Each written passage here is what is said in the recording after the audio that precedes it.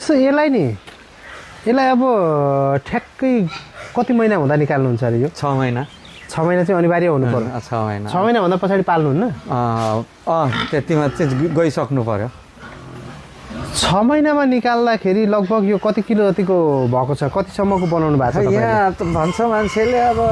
क्विन्टलभन्दा माथिको हुन्छ भन्छ खै यहाँ त 80 85 90 त्यस्तो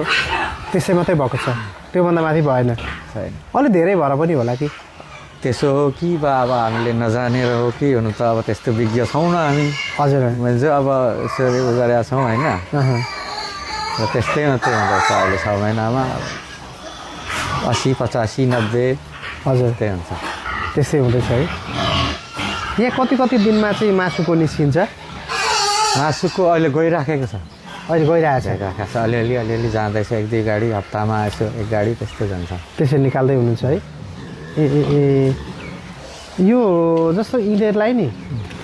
महिनामा खर्च कति जति गर्नु परेको छ तपाईँले दाना पानी औषधि खानामा जान्छ हौ सर अहिले अब भन्नुहुन्छ भने 10 लाखभन्दा कम्ती हुँदैन होइन सबैमा अब यहाँ त कहिले हप्तामा आउँछ कहिले 2 हप्तामा आउँछ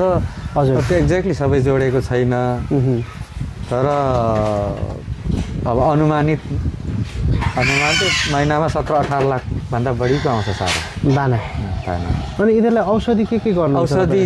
जान्छ महिनामा झन्डै 50-60 हजार ल्याउनुपर्छ औषधि अब किनभने तपाईँले त साह्रै धेरै पाल्नु भएको छ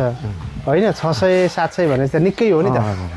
अनि यो जस्तो यसरी धेरै मासमा पाल्दाखेरि चाहिँ नि समस्याहरू के आए तपाईँहरूलाई के आएका छैन त्यस्ता समस्याहरू त अब त्यस्तो अहिलेसम्म त अब केही छैन होइन